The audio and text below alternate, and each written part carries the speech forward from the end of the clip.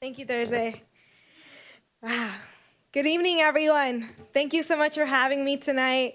It's an honor to be in a room full of people who believe in us to make the next generation better. So thank you, guys. Thank you. As Thursday said, my name is Vanessa Nicole Sliva-Burgos, and I am a first-generation American of Mexican descent. I'm a proud daughter of Mexican immigrants who have worked. They're starting to cry already.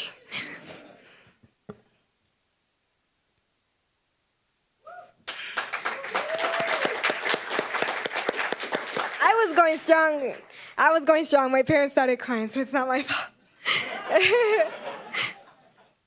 Oh, there's tissue here. Thank you, Thursday. I'm a proud daughter of Mexican immigrants who have worked hard every day to put a humble abode above my head, to give me a warm meal every day, and to achieve the American dream, even when this dream is not theirs anymore. I'm a rising senior at Legal Outreach, and I've been reflecting a lot on my dreams and opportunities here in America and for the future. And as we all know, life can be challenging. And it has been a challenging journey for not just myself, but for my parents and for immigrants in this country. And I have become disheartened. I will be honest, I have become disheartened because it has been challenging. It has been an emotional roller coaster for many people like me and for many people in this room. But when I become disheartened with these challenges and these external barriers, I think of them. I think of my grandparents and the strength it took for them to mobilize their entire families to a foreign country for one reason and one reason only: oportunidad, opportunity. My grandmother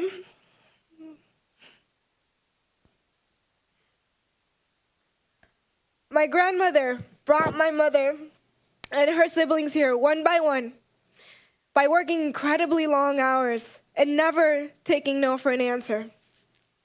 On my father's side, my grandfather encouraged my young father to pursue greater academic and economic opportunities in this country. And thus, the American dream was born. But the dream is complicated and complex. The dream says you can achieve upward social mobility with these three simple tools: education, hard work, and humility. But immigrants quickly learn that this dream can be threatened by external barriers that threaten to close the door of opportunity. But of course, my parents had no idea of this. My grandparents had no idea of this. No immigrant does at the beginning. But that doesn't mean they come into this country thinking it is all going to be a piece of cake. Absolutely not. I come from generations of people who epitomize a strong work ethic, a hard work ethic. My parents work humble and laborious jobs.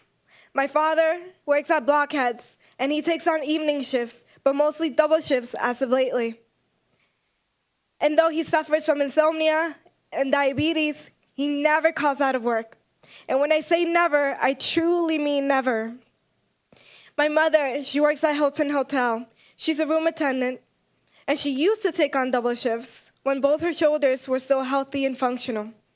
But because of the rigorous work she has to do every day, she had to have surgery on one of her shoulders, and as of lately, she has lost the strength on her other shoulder and has gone out of work. Yet, they have not given up. They are fighters. They have taught me the importance of our Mexican culture and our immigrant experience. They have taught me the power of the American dream. They have taught me that the American dream is perseverance, hope, and opportunity. And they have given me the strength to stand up here today and advocate for them and people like them.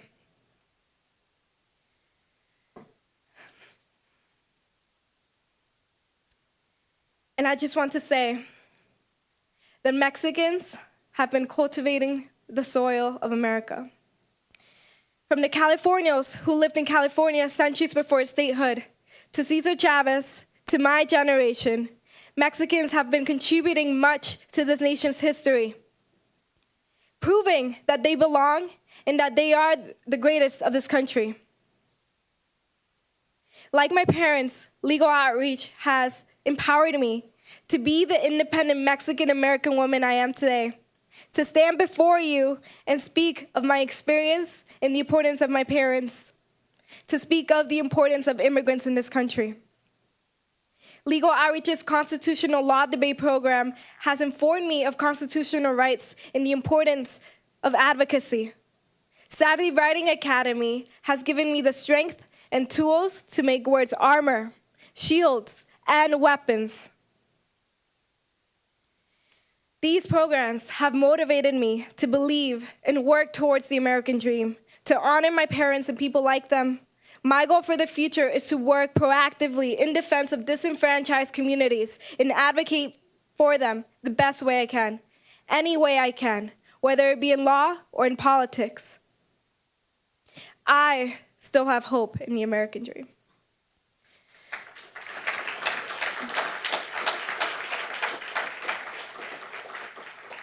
I still have hope because of my parents, because of legal outreach, and because of all the support you provide.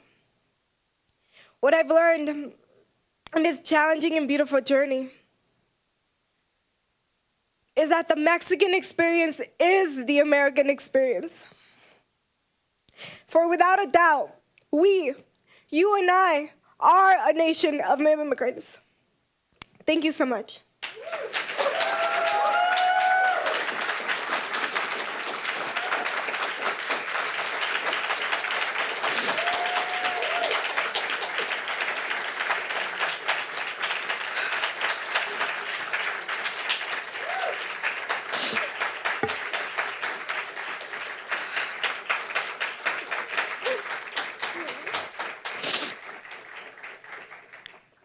Thank you. Now I would like to turn our attention to a distinguished leader of the judiciary who has not only done much for legal outreach, but has been a champion of the Constitution and immigrant rights. The Honorable Robert A. Katzmann was appointed to the federal bench in 1999 and assumed the position of Chief Judge of the United States Court of Appeals for the Second Circuit in 2013. He received his A.B. from Columbia College, an A.M. and Ph.D. in government from Harvard, and a J.D. from Yale Law School. Before joining the federal judiciary, he served as a professor of law and a professor of public policy at Georgetown Law School. Judge Katzmann has launched the first comprehensive civic education program involving all courts in the federal circuit called Justice for All, Courts and the Community. Through a variety of programs, including working in the New York public school students, this initiative has brought courts closer to the people they serve.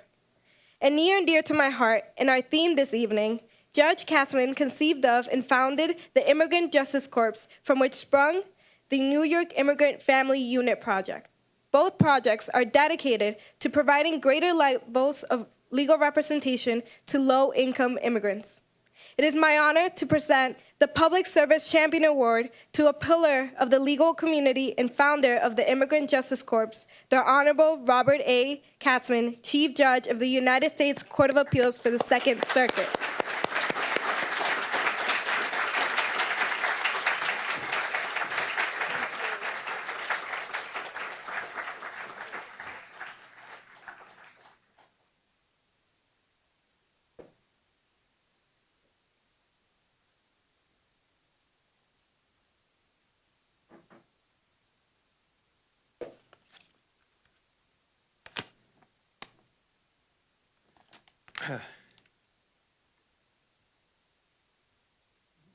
Vanessa, it's such a privilege to be here with you, and thank you so much. And James O'Neill and your colleagues, James, you are an extraordinary visionary.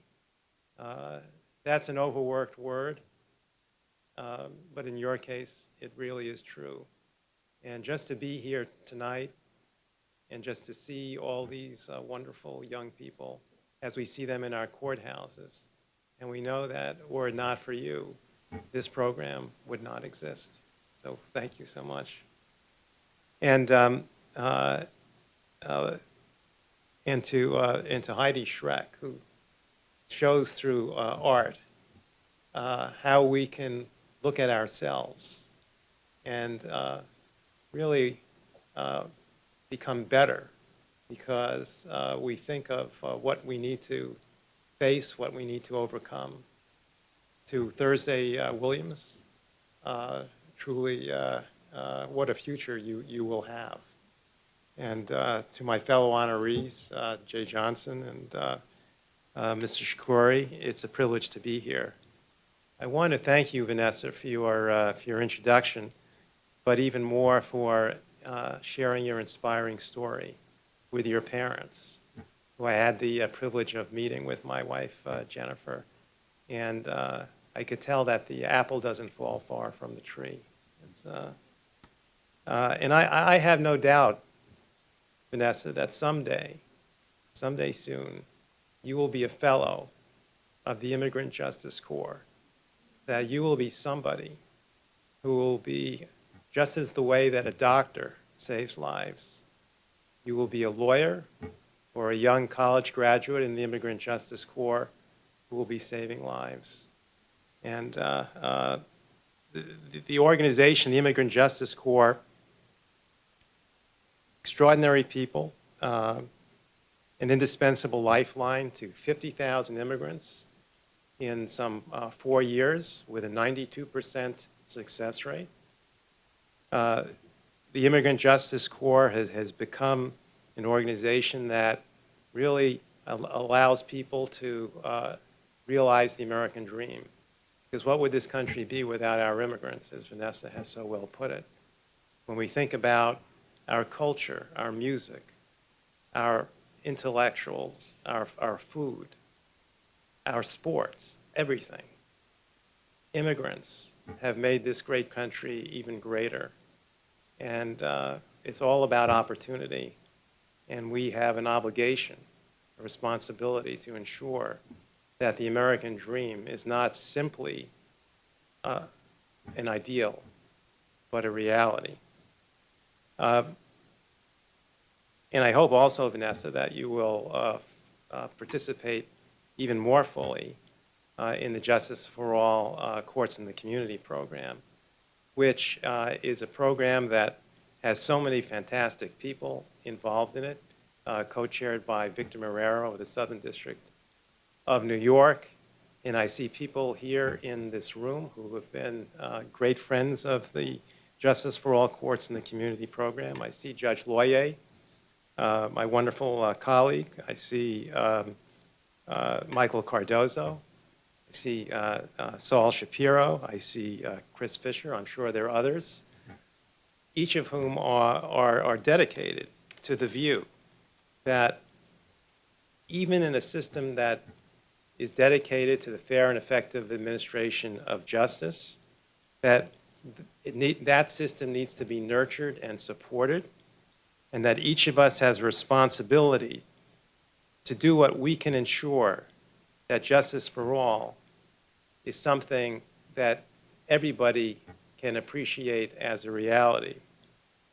My father, who barely escaped Nazi persecution and came to this country from Germany in 1941 and just recently passed away, recounted the indescribable feeling of entering U.S. shores in March of 1941. He said, as he later recalled to his grandson, James, "We came across the harbor and I saw the Statue of Liberty. You don't know what it feels like after the impression and devastation we had gone through. What a wonderful feeling it was to be free and to look forward to something."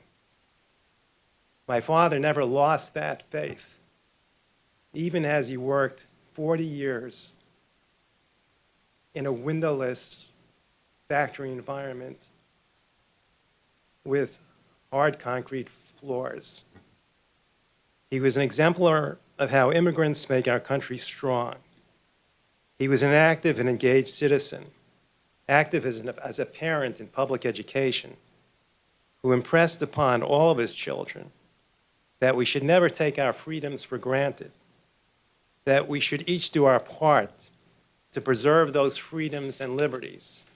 And where we see something that needs to be corrected, we should each as citizens make sure that we do our part.